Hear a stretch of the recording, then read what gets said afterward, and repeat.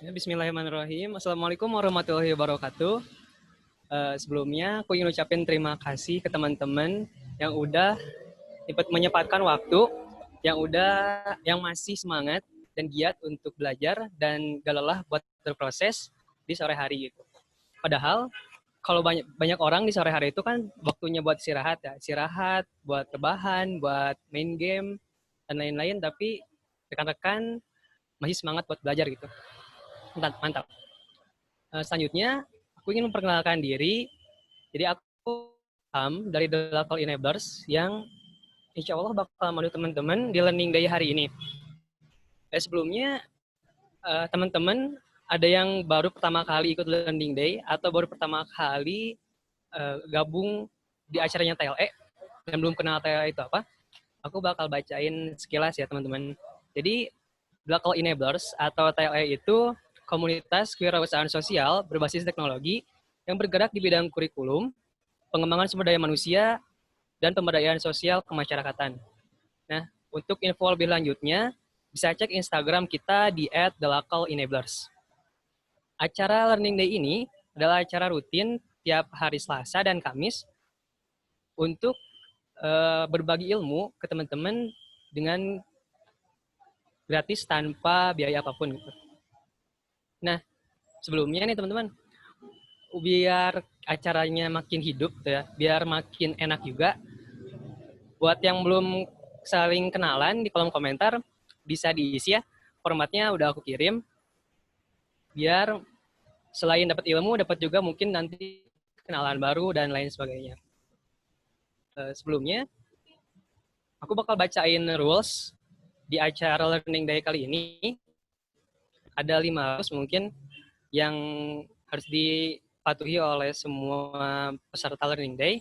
Yang pertama, peserta yang sudah masuk room harap memperkenalkan diri di kolom komentar dengan menggunakan format nama, asal, dan alasan kenapa ikut Learning Day hari ini.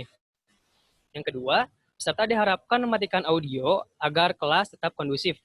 Yang ketiga, peserta diharapkan menggunakan bahasa yang baik dan tidak ada unsur sara. Yang keempat, bagi yang ingin bertanya, bisa langsung ajukan pertanyaan di kolom komentar dengan hashtag tanya TLE. Nanti formatnya aku kirim. Yang terakhir, jangan lupa untuk upload TLE Learning Day hari ini di Instagram Story dengan mention ke @thelocalenablers. Nah, selanjutnya, jadi hari ini kita bakal bahas sesuatu yang menarik dengan pemateri yang keren gitu. Materi hari ini yaitu Teh Iriska Pramesti Anindito. Mungkin aku bakal bacain CV-nya sedikit dari Teh Iriska, materi kita hari ini.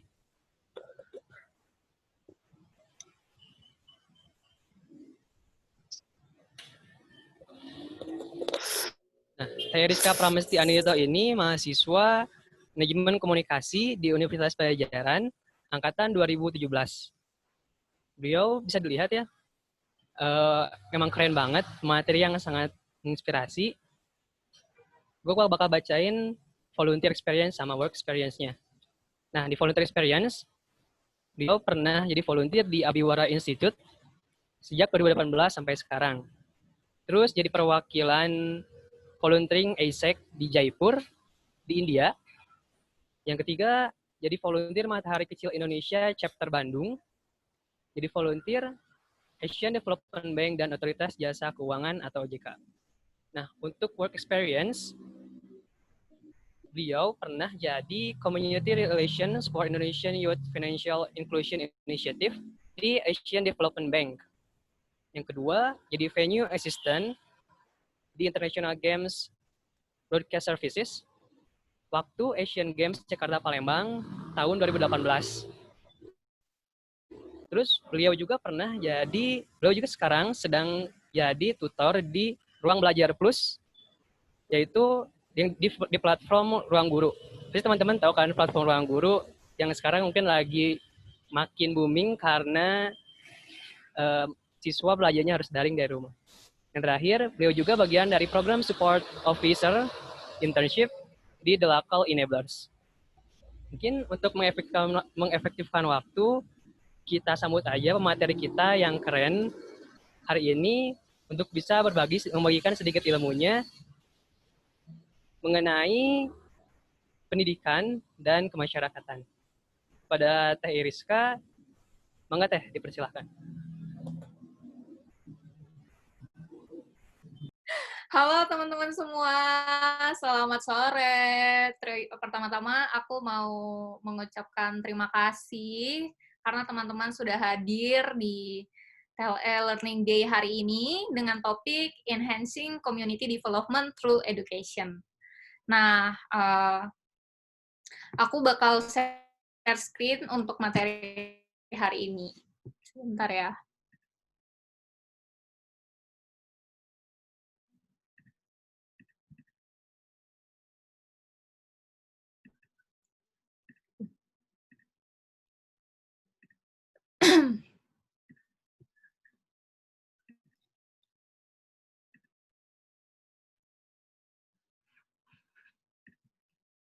Apakah sudah terlihat atau belum ya?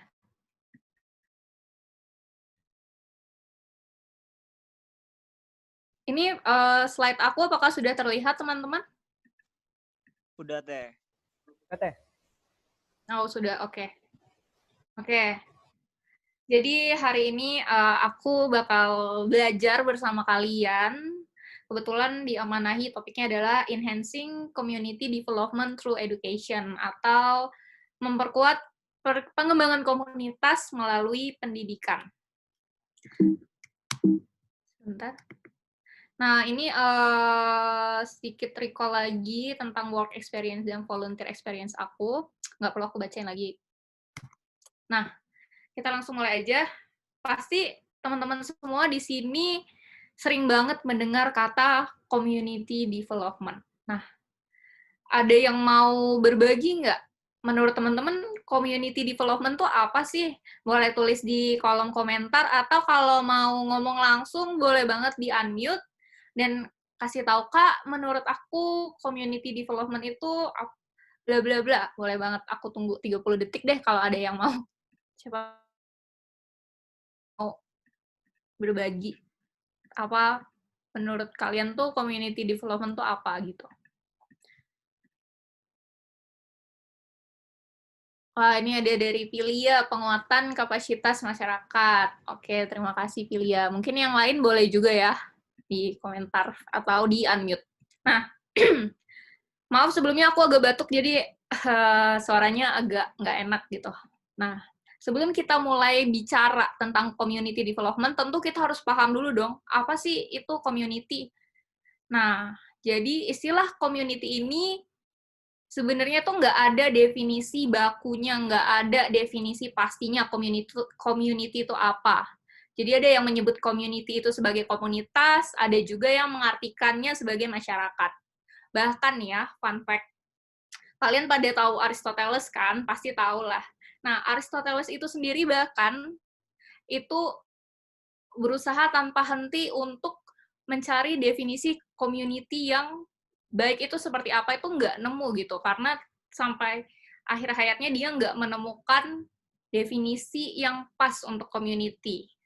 Nah, kemudian dari istilah community ini lahir sebuah gagasan, ada dua ide tentang community ini. Yang pertama itu adalah, ide pertama itu adalah dinamakan sebagai the common sense idea, dan yang kedua itu adalah the social science idea. Nah, kalau the common sense idea ini itu adalah melihat community ini sebagai tempat di mana orang tinggal dan bekerja, jadi berkaitan dengan lokasi, wilayah, dan geografis. Sementara di social science-nya itu melihat community ini sebagai satu kesatuan, sebagai satu tubuh yang harmoni, yang bergerak untuk mencapai satu tujuan. Itu sedikit trivia soal istilah community. Nah, tadi seperti yang aku bilang, karena istilah community ini sangat relatif, maka community development pun sebenarnya tidak memiliki arti yang sama bagi setiap orang yang menggunakan istilah tersebut.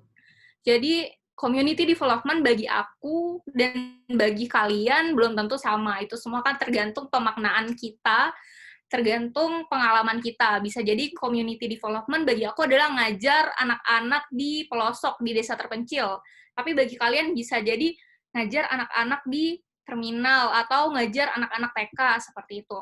Jadi istilah community development ini tidak memiliki arti yang sama ya bagi setiap orang. Nah, tapi di sini aku mau nyantumin istilah community development menurut United Nations atau Perserikatan Bangsa-Bangsa. UN sendiri mendefinisikan community development itu sebagai proses di mana upaya masyarakat disatukan dengan upaya otoritas pemerintah untuk meningkatkan kondisi ekonomi, sosial, dan budaya yang kemudian akan dan memungkinkan mereka berkontribusi penuh bagi kemajuan bangsa. Kalau aku sendiri menyebutnya community development itu adalah upaya untuk meningkatkan kapasitas, kepercayaan diri, dan kemandirian anggota masyarakat agar dapat bertanggung jawab terhadap masa depan dan hidup mereka sendiri. Seperti itu. Setelah itu, kita akan ngebahas tentang community education. Sebelumnya, aku mau tanya dulu nih ke teman-teman semua. Jadi kan kita sekolah udah lama ya dari TK, SD, SMP, SMA, bahkan sekarang kuliah. Itu berarti sudah ada lebih dari 15 tahun. Kira-kira teman-teman di sini sekian lama bersekolah itu tahu nggak sih tujuan pendidikan nasional Indonesia itu apa? Ada yang tahu nggak? Jadi tujuan pendidikan nasional Indonesia itu apa? Karena kan tujuan pendidikan itu yang dari tujuan tersebutlah sekolah-sekolah itu, kurikulum pendidikan itu dibentuk dan ingin menghasilkan outcome dan output-nya itu seperti apa. Nah, ada yang tahu nggak di sini tujuan pendidikan nasional Indonesia itu apa?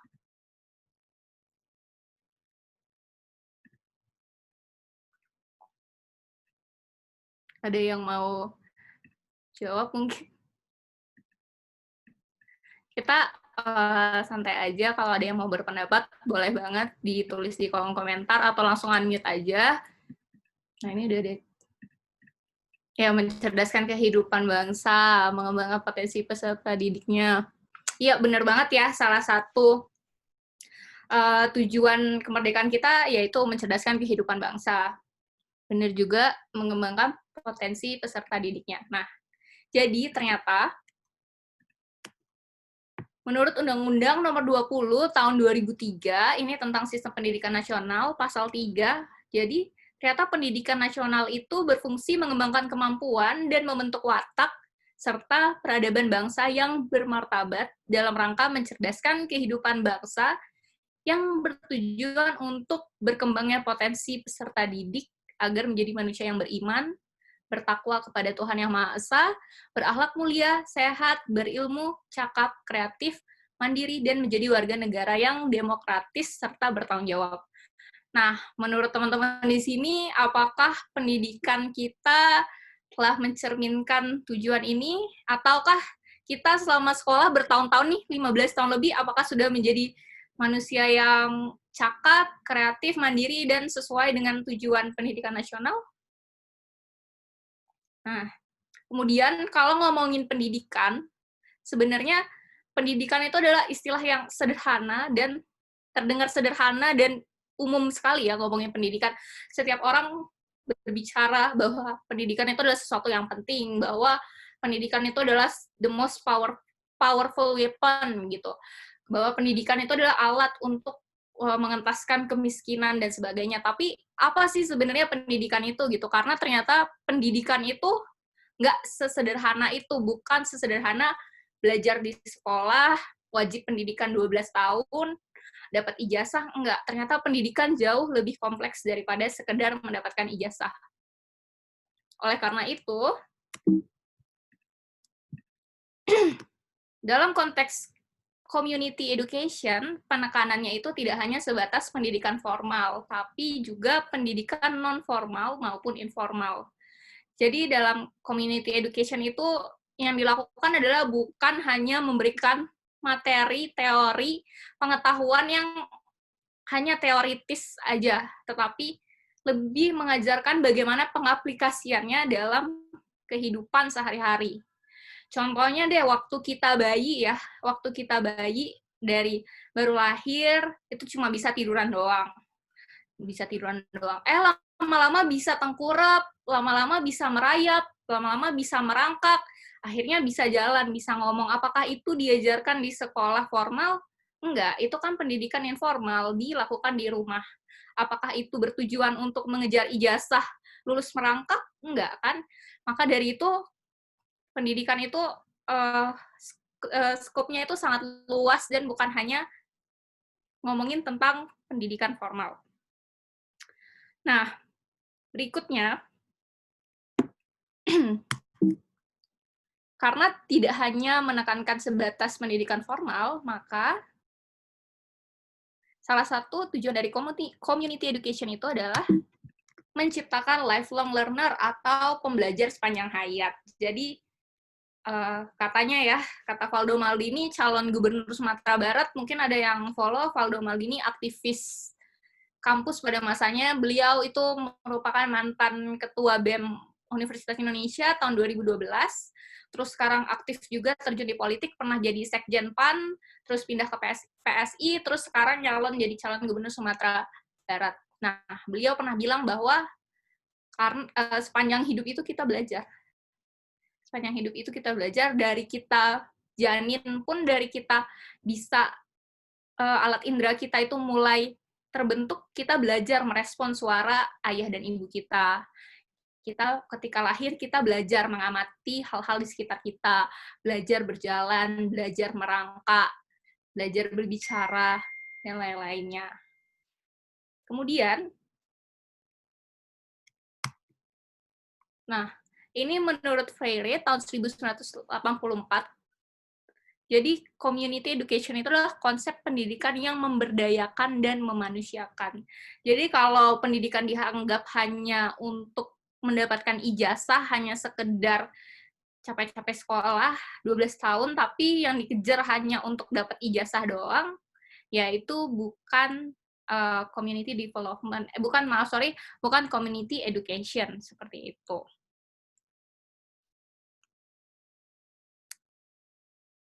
Kemudian ada juga beberapa metode dalam community education, itu menurut Train Intercultural Mediators for a Multicultural Europe, tapi nggak aku masukin ke PowerPoint ini, ada 3. Yang pertama adalah metode presentasi, yang kedua ada metode instruksional, lalu yang ketiga ada metode penemuan atau discovery. Nah, kemudian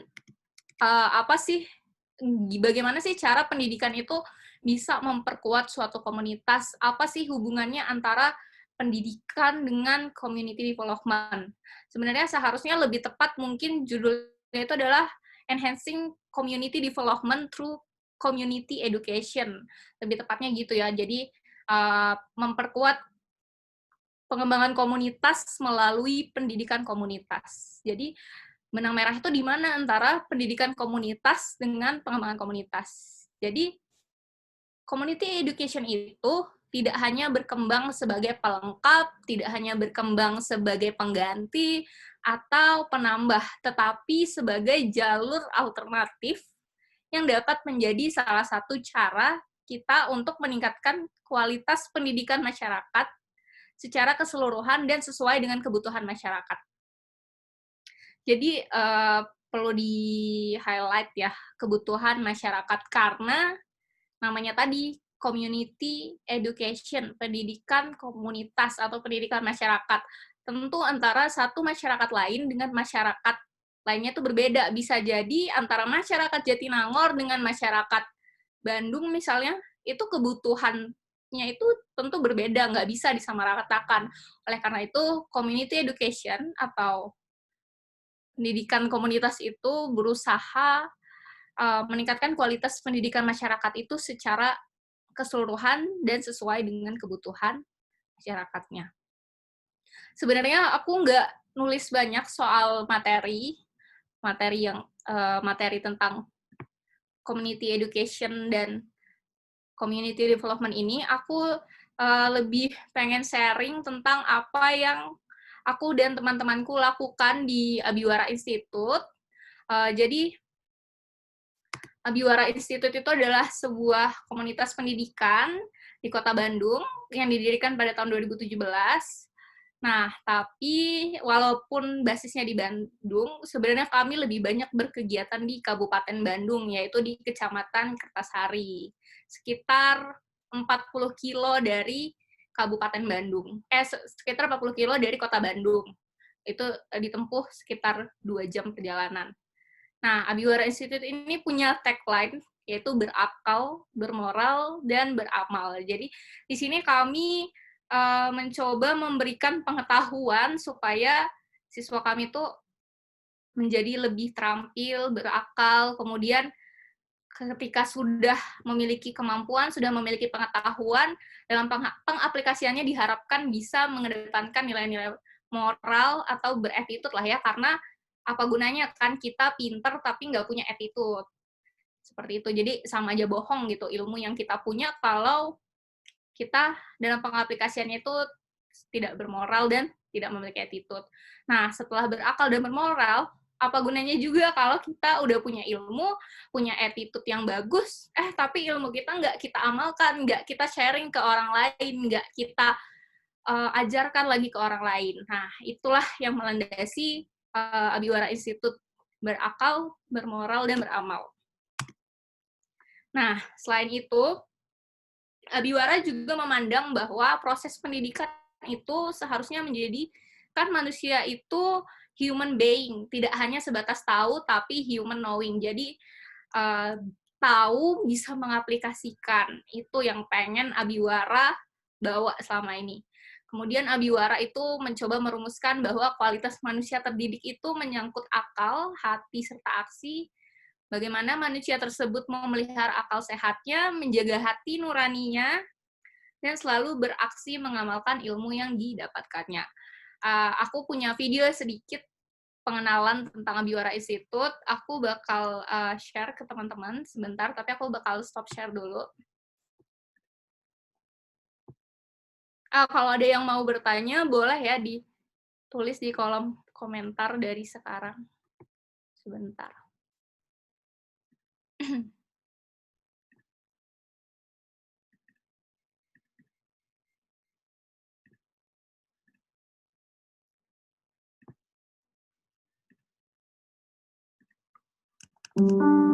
Apakah ya kalau ditanya masalah di Kertasari ini sebenarnya suaranya kelihatan dengan jelas kah? Kedengaran kan? Kedengeran teh. Oke. Ini ya. Ya gitu. Mana dari semua itu menurut saya yang paling berpengaruh gitu terhadap prestasi Kertasari dilihat dari IPM-nya atau indeks prestasi masyarakatnya itu yang posisinya ke-30 dari 31 kecamatan yang ada di Kabupaten Bandung. Menurut saya memang porsi yang paling besar adalah dari pendidikan atau dari SDM ya, karena ya mau nggak mau ketika kita bahas SDM ya itu tentang pendidikan gitu, Mbak. Pendidikan kan outputnya adalah SDM yang berkualitas. Banyak terjadi penyimpangan-penyimpangan sosial di masyarakat, kayak hamil di luar nikah, terus remaja pergaulan bebas, kemudian yang meneruskan nanti Kertasari dan bangsa ini adalah anak muda gitu. Dari keresahan itu, ya saya harus mencari sebuah jawaban. Saya harus merubah itu semua dan menurut saya pendidikan formal belum cukup untuk membentuk karakter mereka. Visi Abiwara itu adalah menjadikan generasi yang berakal, bermoral, dan beramal.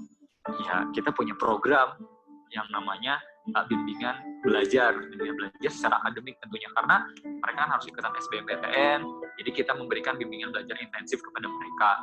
Kemudian tidak hanya itu, kita juga memberikan skill-skill yang kayak public speaking, menulis, dan lain-lain gitu. Jadi kita memberikan pengetahuan-pengetahuan tidak hanya akademik gitu, tetapi yang non-akademik juga kita berikan.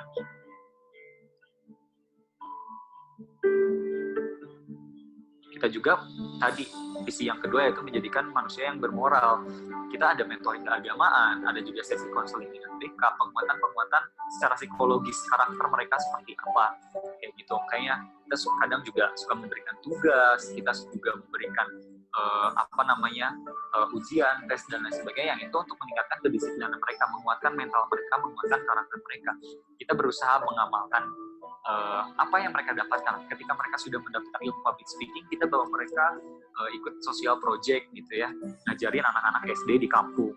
Kemudian ada program menulis, mereka harus menulis, ada yang namanya study planner. Itu selain kita controlling, mereka juga belajar nulis di situ. Mereka menceritakan atau belajar membuat sebuah narasi dari kehidupan mereka sendiri, bahwa gimana caranya siswa Abiwara ini bisa tadi gitu memenuhi kriteria berakal, bermodal, beramal, seperti itu. Kalau ditanya cara belajar, kalau secara akademik ya kita jauh lebih fokus sebetulnya. Kenapa? Karena gurunya banyak, sedangkan siswanya sedikit gitu. Ketika siswa cuma 10 orang, gurunya bisa ada 3 atau 4, sehingga bisa dibikin per grup gitu, dan itu lebih enak gitu secara emosional. Kita menerapkan gimana caranya suasana siswa ketika belajar itu menyenangkan, dan mudah-mudahan mereka bisa kuliah di negeri, lolos SBMPTN. Tapi kalaupun tidak, tim pengurus Abiwara akan mengusahakan mereka bisa kuliah di universitas swasta ataupun di sekolah kedinasan, kelak gitu, ketika mereka kuliah, karena ketika lulus mereka bisa balik lagi ke sini dan bisa memenuhi kebutuhan masyarakat, dan tentunya membentuk manusia tadi berakal, bermoral, dan beramal.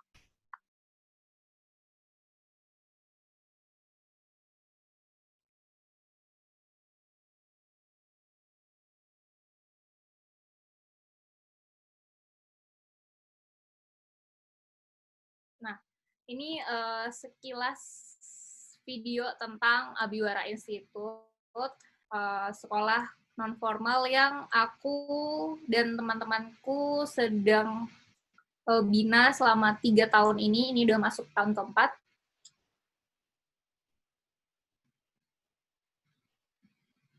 Lanjut lagi, aku mau sharing lagi soal Abiwara dan kaitannya dengan community education yang bisa memperkuat community development. Ini ada beberapa foto.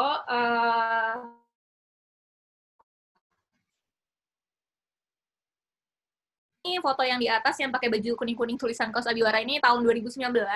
Ini ketika Abiwara Super Games, Abiwara Super Games ini adalah edu fair. Jadi kami itu biasanya kan kalau sekolah-sekolah SMA itu ada paguyuban kuliah gitu ya. Misalnya kayak di Unpad itu ada paguyuban Minang. Nah, nanti mereka tuh balik ke daerahnya untuk balik ke sekolahnya, ataupun bahkan daerahnya satu provinsi itu untuk ngadain roadshow tentang universitas-universitas, kampus-kampus. Nah, di Abiwara kami juga melakukan hal tersebut gitu, untuk memperkenalkan universitas, kampus-kampus, pendidikan tinggi ke siswa-siswa SMA di Kecamatan Kertasari, Kabupaten Bandung. Ini tahun 2019.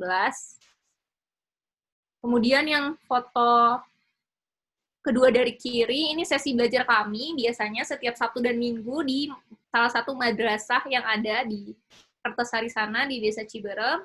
Ini proses belajar kami tuh seperti ini, biasanya melingkar, ada papan tulisnya juga, kadang juga belajarnya tuh satu-satu gitu, karena kebetulan relawannya itu cukup banyak dan muridnya itu kadang hanya 5-10 orang, jadi bisa satu guru itu untuk 3 murid, seperti itu.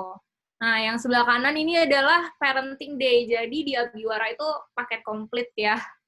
Jadi di Abiwara itu kita nggak hanya mencoba meningkatkan kemampuan anak-anaknya, baik akademik maupun non-akademik, tapi juga kita berusaha ngasih pengertian ke orang tuanya, bukan meningkatkan sih, maksudnya kita ngasih penjelasan ke orang tuanya, anak-anaknya tuh di Abiwara tuh ngapain aja. Terus kadang ada beberapa anak itu yang nggak diizinkan untuk berkuliah.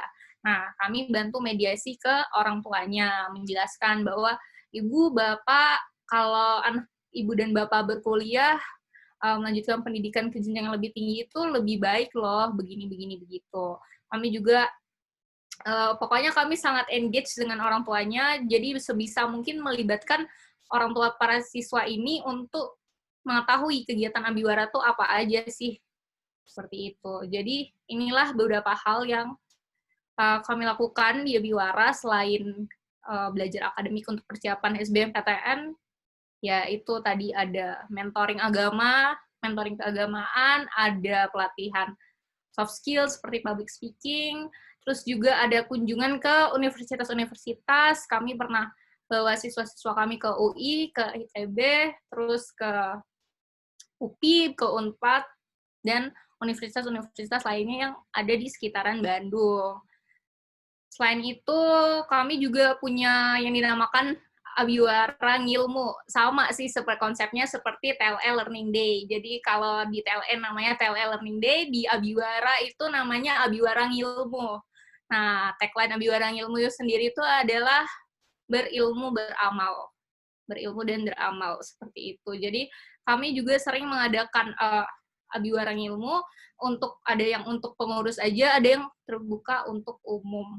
Seperti itulah community education yang kami lakukan di Kecamatan Kertasari, Kabupaten Bandung, melalui Abiwara. Sebenarnya, lanjut lagi. Ini mungkin buat teman-teman yang penasaran Abiwara tuh apa dan ngapain, masih pengen kepo lagi soal Abiwara, boleh banget di-follow Instagram-nya @abiwara.institute. Lalu juga kami punya podcast, waktu itu kepala sekolah kami, Muhammad Fadil, itu sempat berkolaborasi sama Rurasi, ngomongin soal Abiwara yang merupakan sekolah jalur alternatif. Itu boleh banget didengar podcastnya di Spotify, Spotify-nya Rurasi. Kemudian, sekian sih yang bisa aku sampaikan. Mungkin enaknya kita sharing-sharing aja kali ya. Kalau misalnya ada pertanyaan, boleh banget teman-teman silahkan ditanyakan melalui kolom komentar, ataupun langsung unmute, ataupun mau nanya-nanya apapun itu, boleh banget. Terima kasih. Makasih banyak ya Teh, udah kasih insight baru, udah kasih materi yang keren dan inspiring banget buat kita. Aku bacain sedikit ya Teh, tentang tadi rangkuman yang sudah dijelaskan. Jadi, community development ini tidak memiliki arti yang sama. Tiap orang memiliki arti yang berbeda-beda tergantung pengalaman yang dia temui. Nah, community development ini adalah upaya untuk meningkatkan kapasitas, kepercayaan diri, dan juga kemampuan masyarakat. Dalam community development, ada community education, yaitu yang memiliki tujuan untuk menciptakan orang-orang yang memiliki semangat lifelong learner atau pembelajar seumur hidup. Sebuah konsep pendidikan yang memberdayakan dan memanusiakan. Jadi, sebuah konsep pendidikan yang tidak hanya formal, tapi juga non-formal dan informal. Tadi Teh Rizka juga namanya di Abiwara Institute, yang merupakan representasi dari community education. Di Abiwara Institute, anak-anaknya bisa belajar banyak hal selain pendidikan formal, selain belajar untuk SBMPTN dan belajar untuk masuk ke kampus, juga belajar mengenai public speaking, menulis, pelatihan soft skill, dan lain-lain.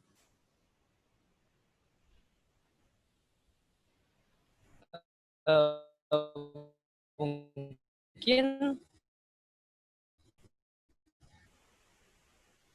segitu yang rangkuman yang bisa saya tangkap dari Teh yang tadi dijelaskan oleh Teh Iriska. Pertanyaan boleh ditulis di kolom komentar. Ada pertanyaan dari Firda dari Bogor. Hai Kak, salam kenal. Mau tanya, selama pandemi ini apakah kegiatan Abiwara masih berlangsung? Jika iya, apakah kegiatannya masih sama? Jika tidak, kegiatan apa saja yang dilakukan anak didik dan anggota Abiwara sendiri? Karena komunitas kami berkecimpung di bidang yang sama, mengajar kebudayaan Sunda di SD di Kabupaten Bogor, terhenti karena pandemi ini. Sehingga kami sekarang fokus belajar bersama mengenai budaya Sunda. Bangga Teh Iriska, ada yang mau Oke, terima kasih Firda dari Bogor untuk pertanyaannya. Jadi selama pandemi ini kegiatan Abiwara itu tetap berlangsung. Jadi metodenya kami campur antara daring dan langsung ke Kertasari. Untuk belajarnya sendiri kami menggunakan Zoom atau aplikasi-aplikasi pembelajar video online lainnya gitu seperti Zoom. Dan Sabtu Minggu kami tetap ke Kertasari, tapi tentu dengan protokol kesehatan yang telah ditentukan. Jadi tetap pakai masker, tetap jaga jarak, tetap pakai hand sanitizer, dan bener-bener dijarakin gitu. Jadi kalau ada yang rasa nggak enak badan, ya nggak datang kayak gitu. Terus selain itu, kami juga berusaha untuk tetap aktif sih selama pandemi ini ya, karena memang susah sih ya, benar-benar nggak ada yang bisa menggantikan pembelajaran langsung gitu. Maupun secanggih apapun teknologinya, tapi kan tentu berbeda ya pembelajaran langsung dengan pembelajaran jarak jauh kayak gini. Nah, oleh karena itu kami memutuskan untuk tetap berkunjung ke Kertasari 2 minggu sekali sampai 1 bulan sekali untuk controlling dan ngecek anak-anak progresnya itu seperti apa. Seperti itu. Jadi mungkin untuk komunitas kamu boleh dicoba untuk tetap di-mix aja antara daring dan langsung seperti Abiwara, tapi tentu pastikan dulu semuanya patuh dengan protokol kesehatan, terus juga kalau ada yang sakit ya jangan bandel ikut-ikutan ke sana, seperti itu. Semoga bisa membantu ya. By the way, komunitasnya apa? Boleh di komen, siapa tahu teman-teman yang lain ada yang tertarik dan mau follow gitu. Buat teman-teman lain yang punya komunitas juga boleh banget di tulis di chat, aku dari komunitas ini, nanti biar kita saling follow aja. Terima kasih. Mungkin ada yang mau bertanya lagi? Oke, terima kasih Teh Rizka buat jawabannya. Untuk Firda, apakah udah puas dengan jawaban dari Teh Rizka atau masih ada yang ganjel gitu? Oke, sama-sama Teh. Enggak, untuk rekan-rekan yang lain yang masih punya pertanyaan, dipersilakan.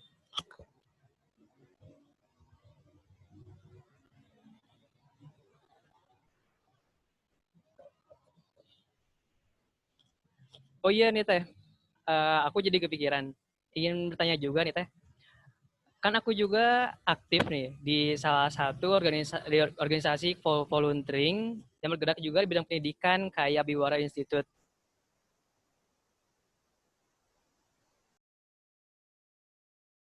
Di Kabupaten Bandung, tapi aku di Kecamatan Cicalengka.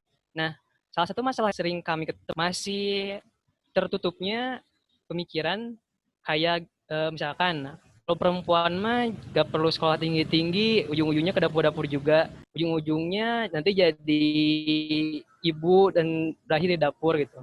Nah, menurut sudut pandang Teteh nih, gimana sih cara untuk mengatasi dan merubah mindset yang udah terlanjur ada di masyarakat gitu? Oke, terima kasih atas pertanyaannya Ilham. Memang sering banget ya kita temukan masalah-masalah seperti itu di daerah-daerah, kayak mindset-nya itu daripada sekolah, kuliah belum tentu dapat kerja, mending habis lulus SMA langsung kerja aja, seperti itu.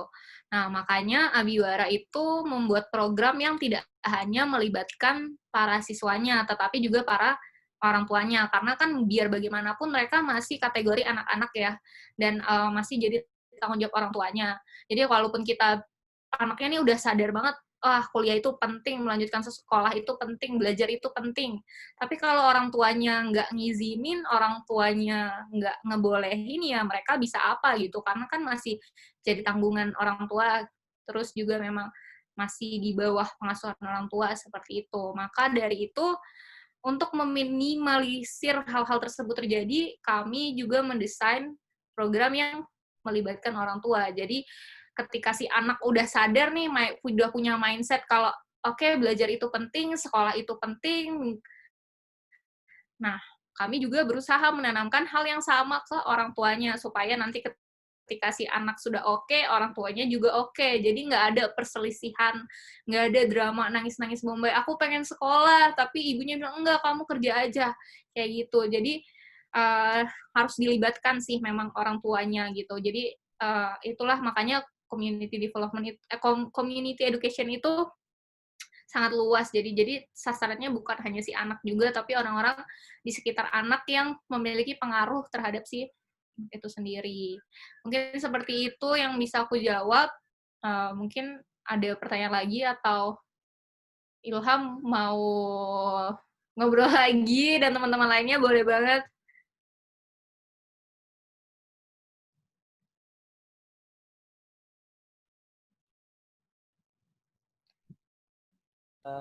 Silakan untuk teman-teman yang lain, ditunggu pertanyaannya di kolom komentar ya.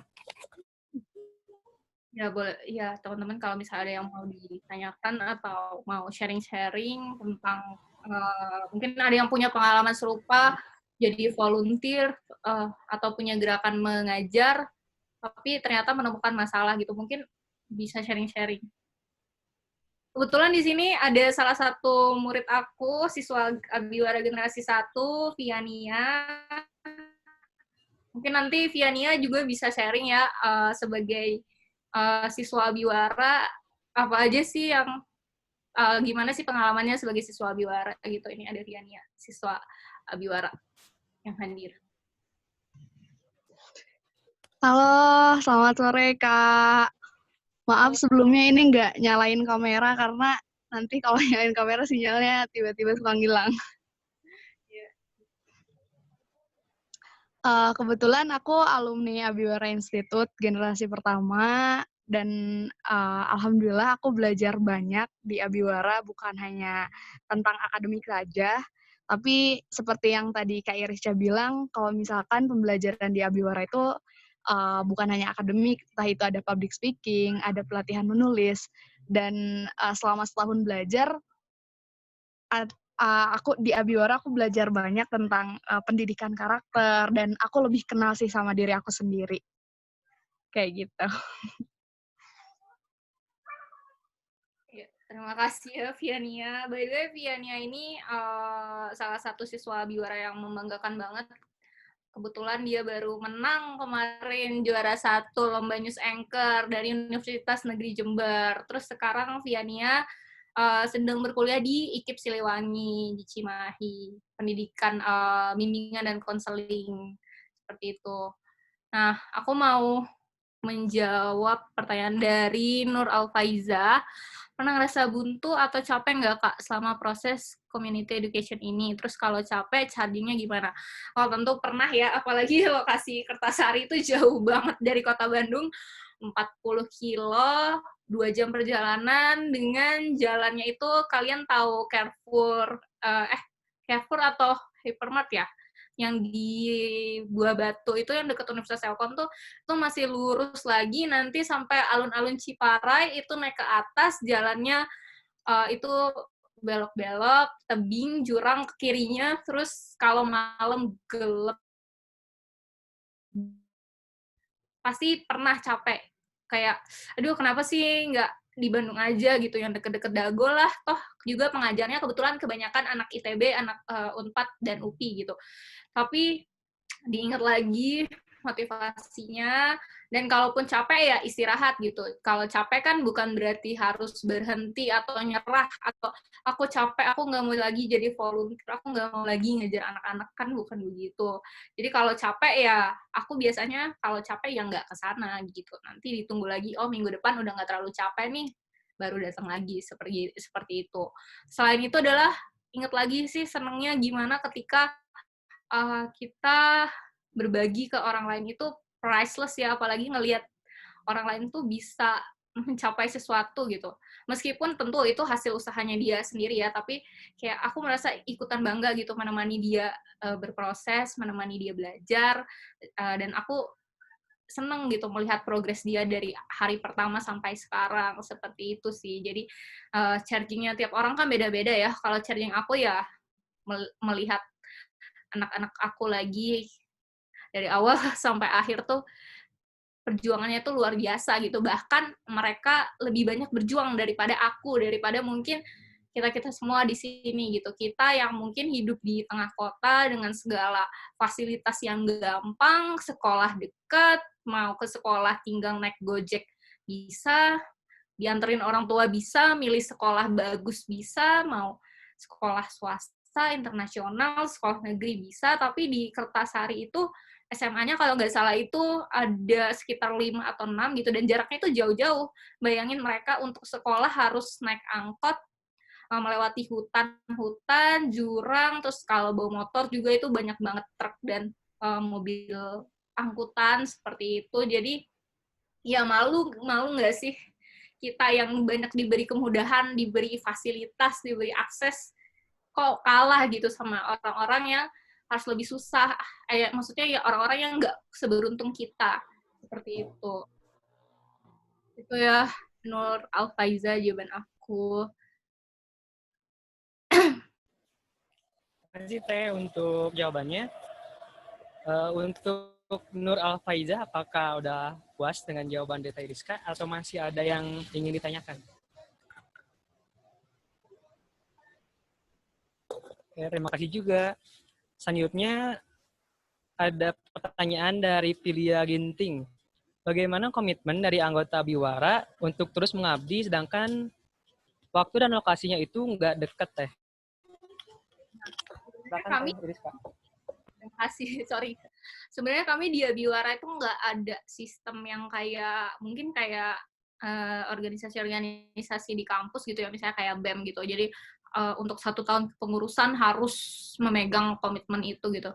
Jadi karena ini namanya non-profit organization, organisasi sukarela juga bisa disebut seperti itu ya. Jadi siapapun yang sukarela menjadi relawan, kan sukarela ya, sukarela. Terus bahkan volunteer dalam bahasa Indonesia itu artinya relawan, ada kerelaan, rela gitu.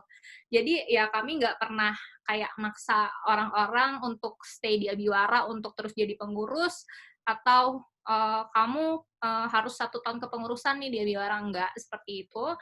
Jadi ya komitmennya sendiri sebenarnya ya berasal dari kerelaan itu, kesukarelawan. Karena menurut aku pribadi ya, kita jadi volunteer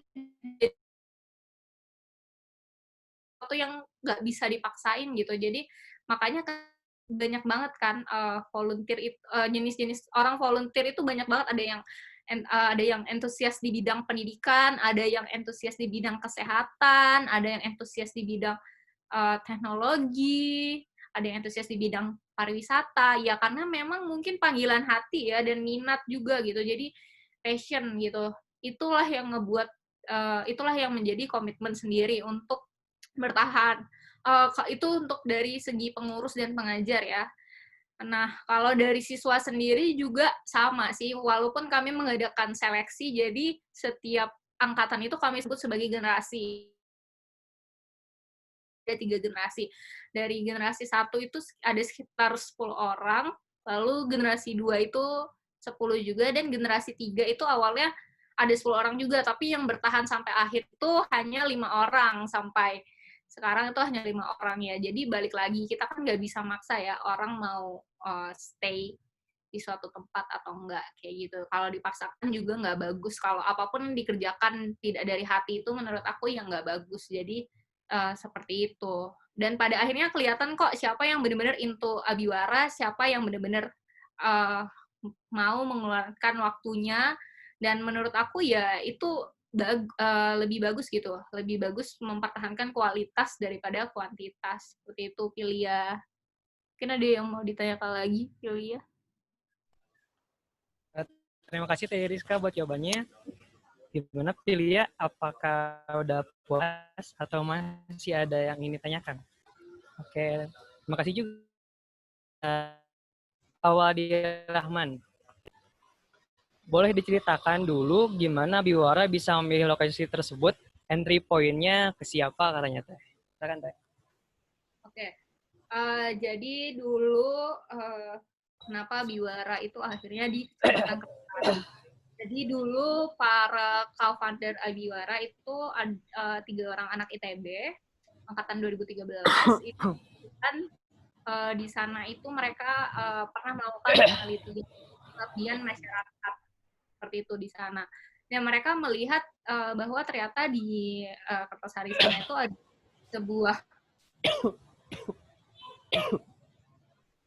sebuah masalah lah seperti itu, kayak akses pendidikan yang masih susah, terus kurangnya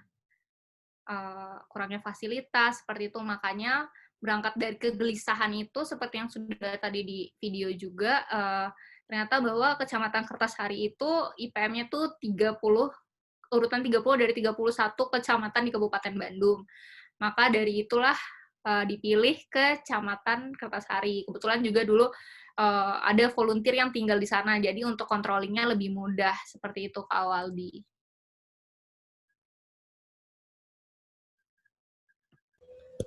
Ya, terima kasih untuk jawabannya. Sebenarnya Kang Awadi, apakah sudah puas? Oke. Sama-sama Kang. Selanjutnya ada pertanyaan dari Pisyar. Boleh tahu nggak terkait funding Abiwara dan bagaimana manajemen sumber dayanya hingga bisa berkembang dan bertahan sampai sekarang ini? Itu katanya Teh. Silakan Teh Rizka. Terima kasih atas pertanyaannya. Untuk funding dari Abiwara sendiri, kami mengandalkan para donatur dan juga orang tua asuh. Jadi sistemnya ada 2. Kami menerima donasi sepanjang tahun ya. Jadi kalau mau donasi boleh banget hubungi saya. Ini sekalian promosi ya. Jadi kami punya sistemnya itu donatur dan juga kakak asuh. Jadi ada sekitar 12-13 orang kakak asuh di Abiwara saat ini, di mana setiap bulan mereka dengan sangat berbaik hati mendonasikan sebagian pendapatannya sejumlah sekian yang telah ditentukan oleh Abiwara selama 1 tahun. Jadi periode orang tua asuh atau kakak asuh ini adalah selama 1 tahun. Jadi 13 orang ini, yang 13 orang dermawan ini tiap bulan itu transfer ke kami sejumlah yang telah disepakati bersama. Lalu untuk acara-acara lainnya, kami misalnya butuh dana, kami menghubungi para donatur, misalnya seperti orang tua para volunteer, lalu juga karena sekarang kebanyakan pengurus Abiwara itu sudah pada bekerja, itu biasanya masukin ke kantor-kantor mereka, seperti itu.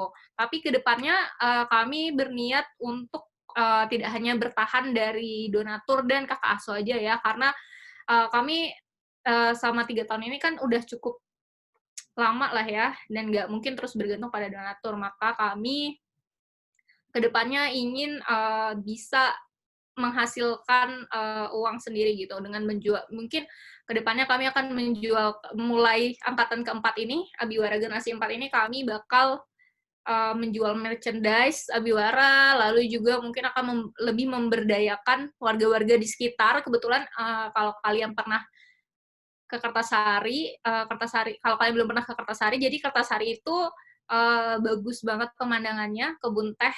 Jadi di sana tuh ada PT Perkebunan Teh Nasional, terus juga itu ada situ Cisanti, dan di sana itu banyak penghasil yogurt dan susu murni gitu. Jadi mungkin ke depannya kami akan melibatkan masyarakat lebih jauh gitu. Jadi social enterprise lah sekarang, biar sesuai gitu sama apa yang dipelajari di TLE gitu. Seperti itu untuk funding. Dan nih, kalau untuk tadi pertanyaan kedua itu selain funding adalah manajemen sumber daya ya? Atau apa? Sorry. Tadi aku lupa. Yang kedua itu adalah manajemen, pertanyaan tentang manajemen sumber daya.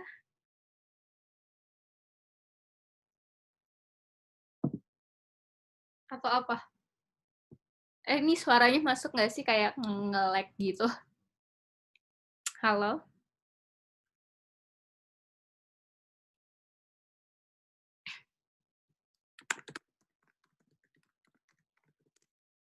Halo? Oh iya, manajemen sumber daya ya. Oke, ternyata MC-nya mungkin sinyalnya error. Untuk manajemen sumber daya sendiri di Abiwara, kami selama ini menempatkan, memposisikan orang-orang pengurus Abiwara ataupun relawan itu sesuai dengan kapasitasnya, seperti itu. Jadi misalnya kayak aku sukanya itu memang ngajar, dan aku punya basic sebagai pengajar. Aku kebetulan kan tutor juga di ruang guru, jadi aku masuk ke bagian akademik. Kemudian contohnya Viania. Viania itu kuliah di bimbingan dan konseling, masuknya itu ke kesiswaan. Jadi memang manajemen sumber daya itu benar-benar kan konsep manajemennya ada actuating, ada organizing, ada planning, itu benar-benar organizing-nya itu ditempatkan sesuai dengan kemampuan dan skill orangnya seperti itu. Itu sih untuk manajemen sumber daya Abiwara. Ada yang mau ditanyakan lagi mungkin, atau ada yang mau sharing-sharing kalau di komunitas aku tuh seperti ini, Kak, seperti itu, boleh banget. Ya, terima kasih Teh Rizka untuk jawabannya. Silakan untuk teman-teman yang lain yang masih punya pertanyaan atau ingin sharing-sharing juga, boleh dinyalain audionya buat sharing tentang apa sih komunitas aku itu bergerak di bidang apa, terus inovasi yang aku bawa di komunitas aku itu apa, dan lain sebagainya yang bisa mungkin bermanfaat untuk orang lain. Kita sharing-sharing aja di sini, karena kalau ngomongin community development, ngomongin community education itu ya nggak sesaklek ngomongin teori gitu, teori perkembangan dan lain-lain. Ya tentu kita tahu dalam merumuskan program itu ada pendekatan yang ada pendekatan-pendekatan yang digunakan gitu. Tapi sebenarnya nggak sesaklek itu gitu loh. Jadi mungkin lebih banyak sharing aja gitu di sini, teman-teman komunitas satu sama lain gitu. Mungkin nanti ada yang bisa aku bagi juga ke teman-teman Abiwara dari teman-teman komunitas lain, seperti tadi ada UPI Mengajar, terus ada Urban Sakola, dan juga yang lain-lainnya, seperti itu.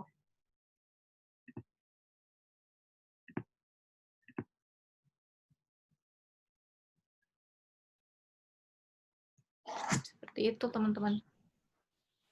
Sambil nunggu teman-teman yang lain mungkin Teh lagi siap-siap mau sharing atau tanya lagi, aku ingin nanya lagi dong Teh. Kalau Abiwara Institute itu ada kerjasama nggak Teh sama dinas terkait gitu? Nah mungkin di yang paling bawah kayak kecamatan, atau mungkin dengan Pemkab dan sebagainya gitu. Karena kan seperti kita tahu Teh, kalau misalkan ingin mengadakan suatu kegiatan atau misalkan meminjam tempat dan sebagainya untuk belajar dan lain-lain, mungkin ada sebagian teman-teman yang agak kesulitan kalau nggak ada izin dari pemerintah daerah terkait. Oke. Jadi kami untuk paling sampai kecamatan ya, sampai kecamatan dan kepala desa, dari kepala desa sampai kecamatan tuh sudah tahu kalau Abiwara itu ya berkegiatan di Kertasari gitu, dengan ngumpulin anak-anak siswanya yang sudah diseleksi untuk belajar setiap weekend gitu. Bahkan madrasah tempat kami belajar pun itu sebenarnya bukan punya Abiwara ataupun bukan punya salah satu pengurus Abiwara gitu. Itu merupakan madrasah yang ada di sana, dan kami diberikan izin untuk menggunakannya seperti itu. Jadi memang penting ya, kan kita nggak bisa ya ujuk-ujuk datang ke daerah orang terus sok tahu gitu kayak, daerah kamu kayaknya butuh nih peningkatan SDM, daerah kamu kayaknya butuh nih economic empowerment. Kan kita dalam merumuskan program pemberdayaan itu nggak bisa sok tahu seperti itu gitu. Tentu kita harus riset dulu, harus melakukan pendekatan dulu ke masyarakatnya untuk mengulik apa sih yang sebenarnya mereka butuhkan. Dan dulu ketika Abiwara didirikan tahun 2017 itu ya sudah melakukan semua itu gitu, sehingga programnya pun disesuaikan dengan kebutuhan masyarakat Kertasari, seperti itu. Nah, ini juga salah satu hal yang menarik menurut aku, sering banget pemberdayaan masyarakat ataupun program-program itu kadang orang-orang itu suka datang ke desa gitu, maksudnya ke daerah-daerah yang bukan kota ya, rural gitu, dengan sikap sombong, sikap sok tahu yang ngadain masalah di daerah orang gitu, kayak bisa jadi sebenarnya itu bukan masalah gitu buat mereka, tapi kita sendiri yang ngadain masalah buat mereka tanpa melakukan riset atau pendekatan yang benar kepada mereka kayak gitu. Jadi kita sok tahu aja ngerumusin program, ini nih buat ngebantu hidup lo gitu. Kadang mindset orang-orang kota gitu, orang-orang yang tinggal tidak tinggal di rural gitu, pengen membantu, tapi mindset-nya itu selalu mikir kalau orang-orang yang tinggal di daerah rural itu butuh bantuan gitu. Padahal bisa jadi mereka sebenarnya nggak butuh bantuan kita gitu. Jadi harus sebelum menentukan daerah tujuan pemberdayaan itu penting banget sih. Makanya untuk melakukan riset daerah mana yang memang benar-benar butuh dan melakukan pendekatan kepada masyarakatnya. Makanya Abiwara itu salah satunya di Kertasari karena ada pengurus yang tinggal di sana dari lahir sampai besar gitu. Jadi tahu gitu, apa sih sebenarnya yang komunitasnya dibutuhkan. Jadi ada warga lokalnya gitu.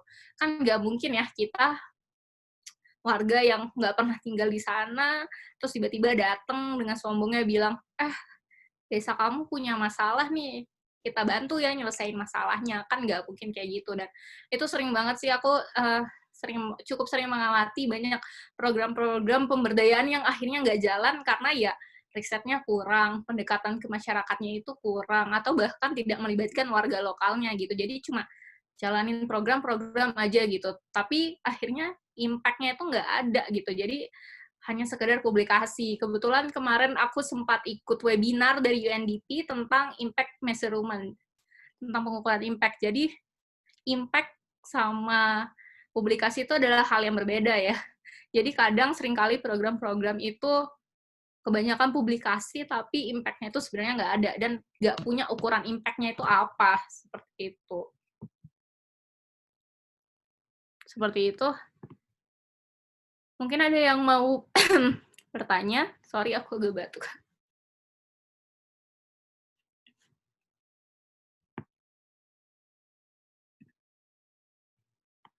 Nah,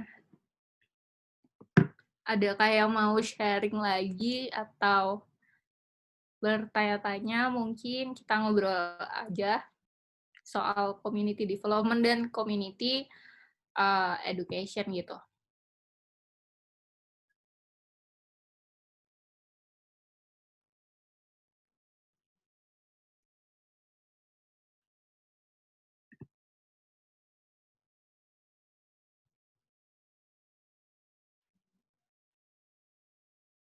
Halo? Oh iya, kalau misalnya belum ada yang mau bertanya, mungkin aku mau sharing lagi, sharing sedikit soal mau merecall lagi aja sih, karena udah 17.24 ya, kita sampai 17.30. Mau merecall lagi tentang enhancing community development through education. Jadi mungkin sebenarnya yang lebih tepat adalah enhancing community development through community education ya. Mungkin lebih tepatnya harusnya itu gitu, bukan hanya through education aja, karena seperti yang aku bilang tadi, pendidikan itu adalah istilah yang terdengar sederhana, terdengar mainstream, terdengar sangat umum, tapi sebenarnya pendidikan itu kompleks gitu, dan pendidikan itu ya berbeda bagi setiap orang, bisa jadi berbeda bagi setiap orang, tapi satu hal yang pasti aku rasa sama adalah pendidikan itu salah satu cara, salah satu alat untuk meningkatkan potensi dalam diri kita, meningkatkan kapasitas diri kita, dan kapasitas komunitas di sekitar kita. Nah, untuk community education sendiri itu, atau pendidikan komunitas itu bukan sekedar pendidikan pelengkap, bukan sekedar pendidikan pelengkap, bukan sekedar pendidikan pengganti atau bahkan penambah, tetapi pendidikan bisa disebut sebagai pendidikan alternatif yang dapat menjadi salah satu cara untuk meningkatkan kualitas pendidikan masyarakat secara keseluruhan dan sesuai dengan kebutuhan masyarakat.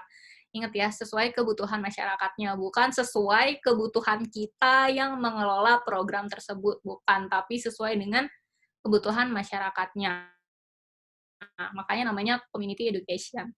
Selain itu, community education itu juga kenapa penting, karena dengan adanya community education itu bisa mendukung pengembangan komunitas untuk membekali orang-orang yang berada di komunitas tersebut, dan yang kemudian nantinya mereka akan kembali berkontribusi pada pembangunan komunitas.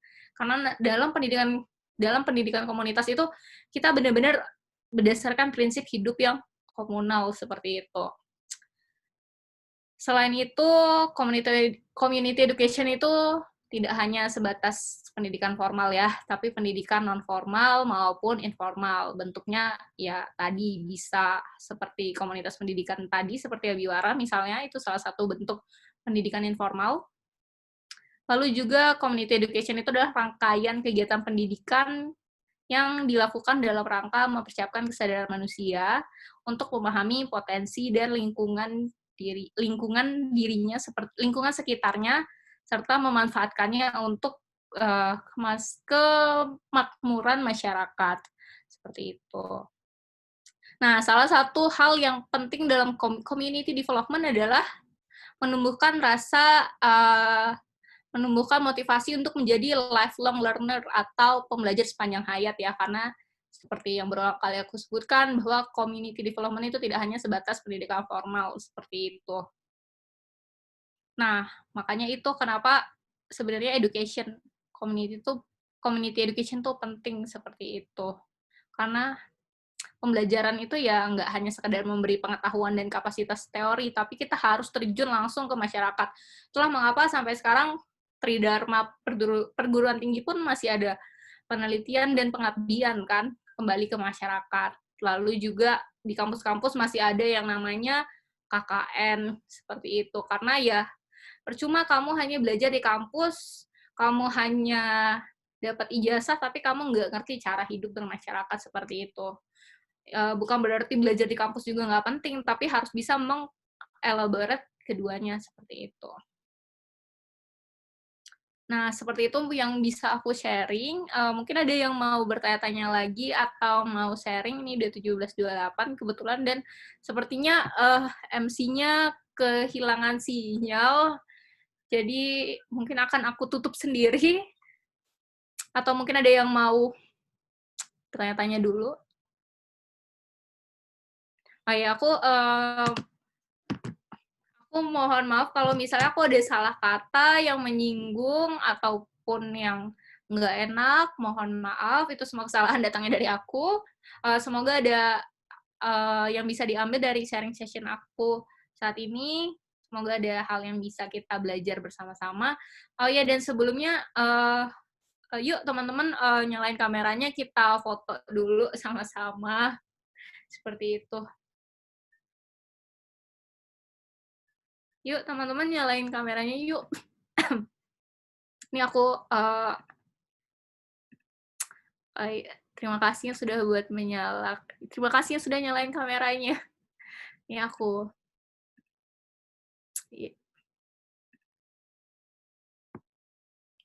Oh, dari mana aja nih? Boleh nih kenalan. Kenalan. Tadi ada Firda dari Bogor. Terus ada siapa lagi nih? Yuk.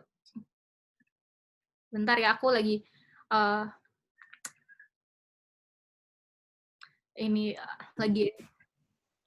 Teman-teman silakan dibuka ya videonya. Mohon maaf tadi aku sinyalnya agak lep-lepan, jadi agak keluar masuk dari tadi gitu. Udah dibuka semuanya teman-teman? Cuma 2 menit kok. Ada beberapa yang belum atau?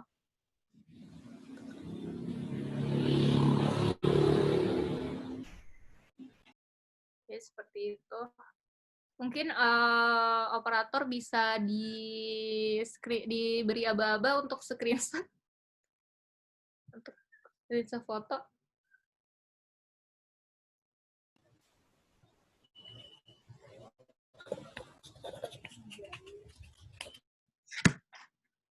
Aku aja ya Teh.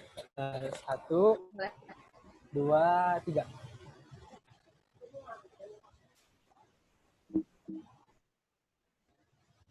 Boleh lagi sekali mungkin. 1, 2, 3. Udah Teh. Ya, terima kasih ya teman-teman di Local Enablers yang telah hadir, terus juga Viania dari Abiwara, makasih udah hadir, dan teman-teman lainnya tadi dari UPI Mengajar, Ubat Sekolah, dan teman-teman lainnya. Semoga ada yang bisa diambil dari sesi sharing day ini. Mohon maaf kalau ada kesalahan, dan boleh banget kita keep in touch, boleh follow aku @iriska_anindito, nanti aku follow back, mungkin kita bisa kolaborasi di masa depan gitu, komunitas-komunitas lain seperti itu. Terima kasih teman-teman, aku kembalikan ke MC.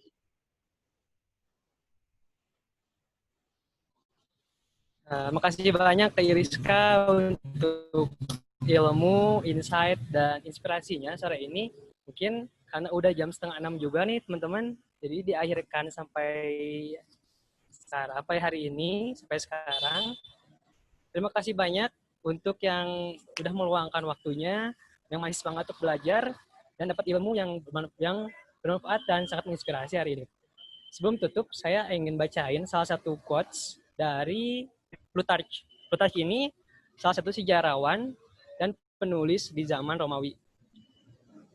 Di kata Plutarch, pikiran adalah api yang harus dinyalakan, bukan bejana yang harus diisi. Jadi, di dunia, entah di pendidikan ataupun di komunitas, kita harus bersikap proaktif. Gak bisa hanya sekedar nunggu atau untuk menciptakan sesuatu yang berarti.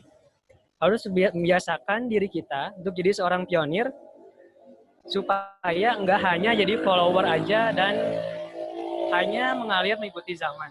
Mungkin sekian yang dapat saya sampaikan. Mohon maaf bila ada banyak kesalahan. Wabillahi taufiq wal hidayah. Wassalamualaikum warahmatullahi wabarakatuh. Terima kasih teman-teman.